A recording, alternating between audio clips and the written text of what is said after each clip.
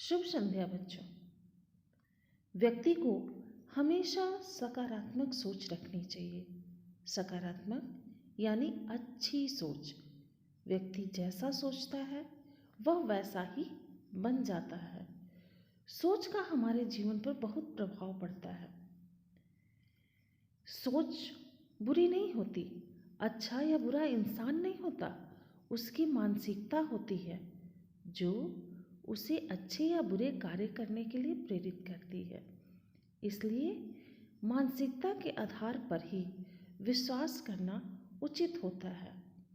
देखिए, व्यक्ति बुरा सोचता है तो वह बुरा कार्य भी करता है। इस तरह से वह बुरा इंसान बन जाता है। यदि व्यक्ति सच से अनभिज्ञ होकर झूठ को सच मान लेता है तो उसका जीवन जटिल हो जाता है। सत्य और झूठ के बीच में वहम होता है जो व्यक्ति की बुद्धि को भ्रमित करता है। इस परिस्थिति में बुद्धि सत्य, झूठ अथवा अच्छे या बुरे का निर्णय करने में असमर्थ होती है। इसलिए व्यक्ति वहम की स्थिति में आ जाता है। वहम हमारे कमजोर मन की उपज होती है जो हमारे मानसिकता को कमजोर बना देती है। यदि हम अपने तार्किक रूप से सत्यता को समझें तो हम भ्रम की स्थिति में नहीं आएंगे, हमारी बुद्धि भ्रमित नहीं होगी। हम भय, अंधविश्वास, भूत प्रेत का भ्रम, वहम से दूर हो सकेंगे। इस तरह के वहम हमारे मन में नहीं आ सकते। डर एक मन का वहम होता है। हमें उसे अपने मन पर हावी नहीं होने देना चाहिए, अन्यथा व्यक्ति खुद ही अपने जीवन को नर्क बना देता है। तो चलिए बच्चों, हम मन का वहम पाठ का अध्ययन करते हैं। पाठ का मूल उद्देश्य। पाठ पढ़ने के बाद बच्चे सकारात्मक सोच रखेंगे, यानी अच्छा सोचेंगे, झूठ तथा सच के अंतर को समझेंगे, पाखंड तथा अंधविश्वास से दूर रहेंगे, किसी भी तरह के भ्रम को अपने ऊपर हावी नहीं होने देंगे। बच्चे संवाद लेखन के तरीके को भी समझेंगे। पाठ के मुख्य पात्र हैं सोनू और साधु। सोनू होशियार। सोनू पढ़ाई में बहुत होशियार था। वह मासूम बच्चा था जो किताब की बातों को ही सच मानने लगा और भ्रमित भी था। वह भूत के भ्रम में था। उसे लगता था कि भूत उसे पकड़ता है और उसे ही वह सच मानता था। सोनू आज्ञाकारी भी था। पिता के कहने पर वह साधु के पास दूध भी ले जाने लगा। और साधु ज्ञानी थे। उन्हें सोनू को देखते ही समझ में आ गया था कि यह कोई भूत नहीं, यह बच्चा भ्रमित है और दूरदर्शी भी। उन्होंने उसकी बहुत दूर की सोची और उसके भ्रम को दूर करने की बात सोची। वे उसके हितैषी भी थे। वे सोनू के हित के बारे में सोचते थे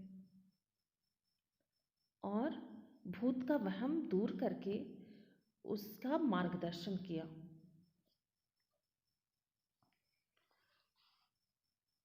मन का वहम।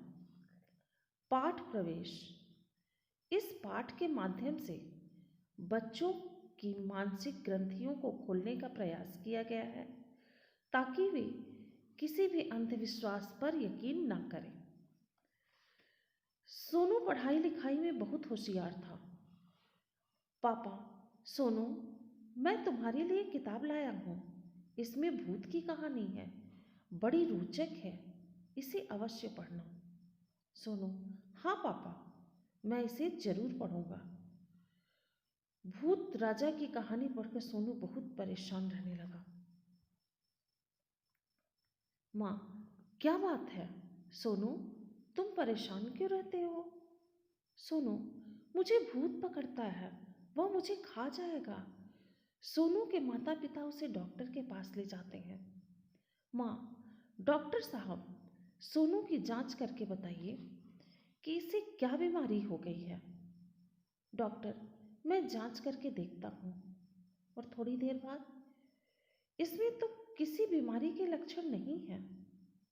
गांव में एक साधु आते हैं। साधु, अरे भक्तों, इस बार सोनू के पिता दिखाई नहीं दे रहे हैं। औरत, महाराज, सोनू को भी भूत की बीमारी लग गई है। भीड़ में से एक औरत ने निकलकर कहा, देखा तो भ्रम कितनी परेशानी में डाल देती है। सोनू का वहम जो कि भूत उसे पकड़ता है, इस पर उसके माता पिता कितने परेशान होते हैं। उसे डॉक्टर के पास ले जाते हैं। उन्हें लगता है कि शायद इसे कोई बीमारी लग गई है। साधु ने सोनू के पिता को बुलवाया। साधु, हमें पूजा के लिए 5 दिनों तक दूध चाहिए। यह दूध सोनू ही लाएगा। पिताजी ने कहा, ठीक है महाराज, मैं सोनू को भेज दूंगा। अगले दिन, साधु, सोनू तुम दूध लेकर नहीं आए, तुम्हारा बर्तन तो खाली है। सोनू, साधु जी, मैं घर से तो दूध लाया था, पर रास्ते में भूत ने मुझसे दूध छीन लिया और वह उसे पी गया। साधु, क्या हम तुम्हारे भूत को सदा के लिए भगा दें? सोनू, आप उस भूत को भगा दीजिए ना।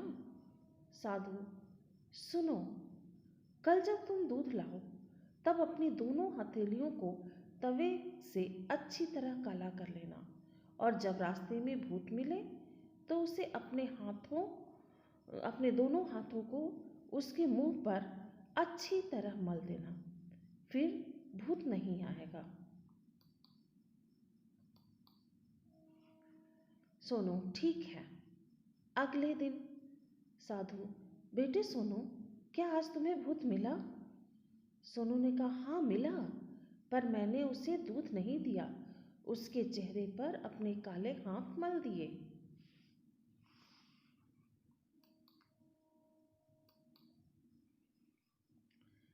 अब जरा इस शीशे में अपना चेहरा देखो तो। सोनू, अरे यह तो मेरा चेहरा ही काला हुआ है। साधु, बेटा, अब तुम समझ गए होगे कि भूत कहीं नहीं होता, यह हमारे मन का भ्रम होता है। वही भूत बनकर हमें डराता है।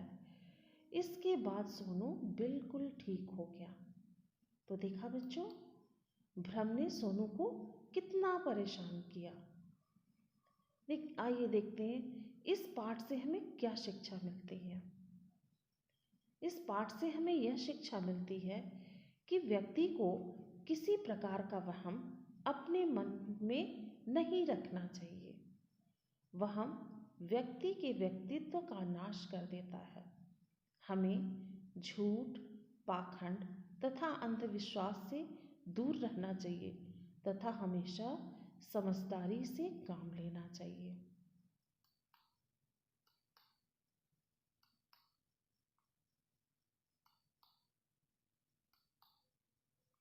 कठिन शब्द।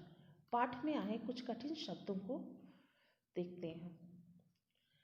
अवश्य, जरूर, लक्षण, हथेलियां, रोचक, भ्रम, होशियार, परेशान, बिल्कुल, बीमारी।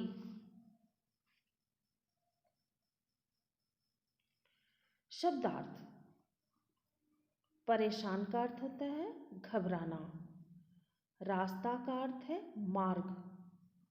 हथेलियां का अर्थ है हाथ का सामने का भाग। लक्षण का अर्थ है विशेषता। साधु का अर्थ है सन्यासी और भ्रम का अर्थ है वहम। धन्यवाद।